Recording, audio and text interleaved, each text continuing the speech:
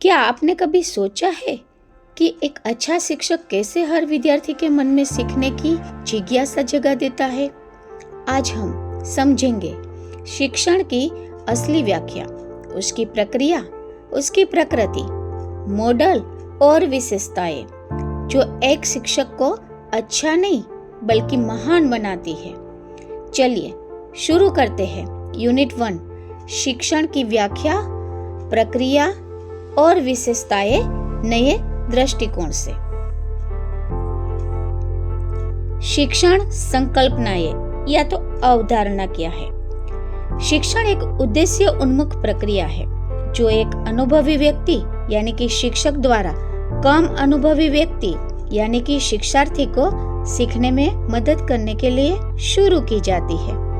इसका सार केवल ज्ञान का हस्तांतरण नहीं बल्कि सीखने को सुगम बनाना और एक निश्चित लक्ष्य की ओर छात्रों का मार्गदर्शन करना है।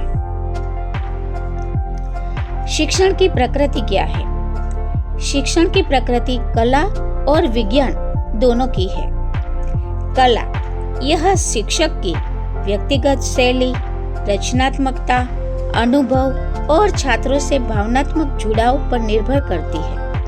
हर शिक्षक अपने विषय को अलग तरीके से प्रस्तुत करता है। विज्ञान, यह मनोवैज्ञानिक सिद्धांतों जैसे प्रेरणा, पुनर्बलन और व्यवस्थित प्रक्रियाओं जैसे कि योजना, मूल्यांकन पर आधारित है, जिससे यह तार्किक और व्यवस्थित बन जाता है।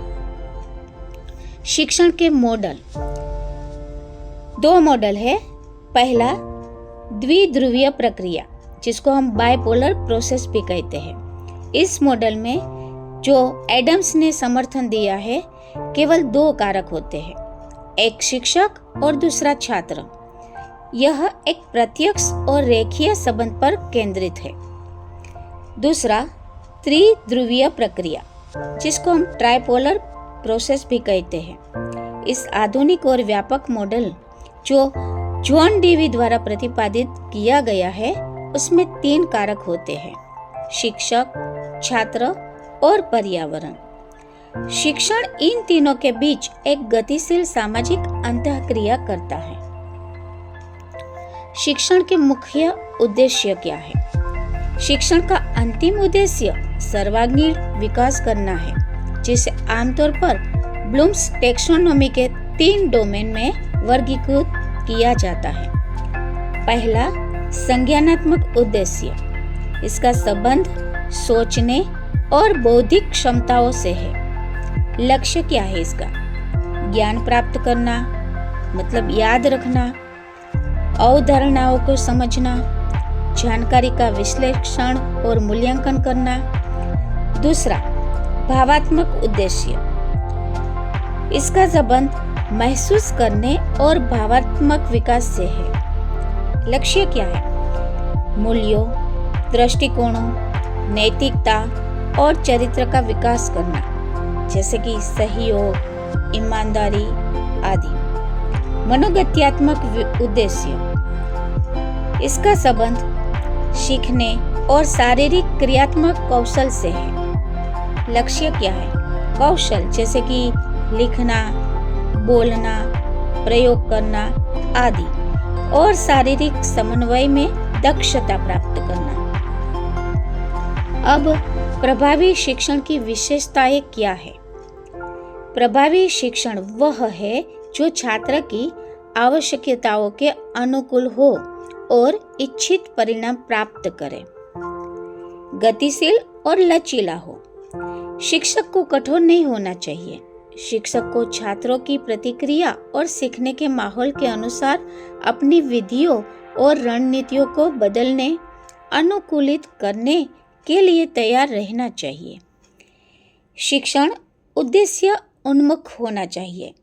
प्रत्येक शिक्षण गतिविधि पूर्व निर्धारित लक्ष्यों की ओर निर्देशित होनी चाहिए ताकि मूल्यांकन संभव हो सके।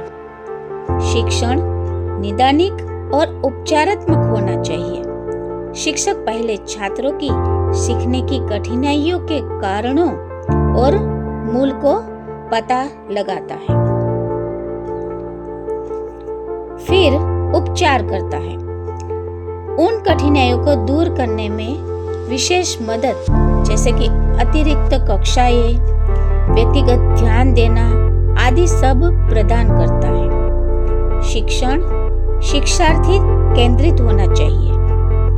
आधुनिक शिक्षण छात्रों की रुचि, क्षमता और व्यक्तिगत भिन्नताओं को केंद्र में रखता है। शिक्षक की भूमिका केवल एक सुविधा प्रदाता की होती है। शिक्षण एक सतत प्रक्रिया होनी चाहिए। शिक्षण केवल कक्षा तक सीमित नहीं है, यह जीवन भर चलने वाली एक प्रक्रिया है, औपचारिक, अनौपचारिक, गैर औपचारिक रूप से। तो मित्रों, अब आपको शिक्षण की व्याख्या, प्रक्रिया और विशेषताएं पूरी तरह स्पष्ट हो गई होगी। ऐसे ही आसान भाषा में हम यूनिट 1 के बाकी टॉपिक भी कवर करेंगे। वीडियो अच्छा लगा तो लाइक करें और टीचिंग एप्टीट्यूड की पूरी सीरीज देखने के लिए चैनल को सब्सक्राइब करना ना भूलें। अगली क्लास में मिलते हैं। तब तक के लिए कीप लर्निंग, कीप ग्रोइंग।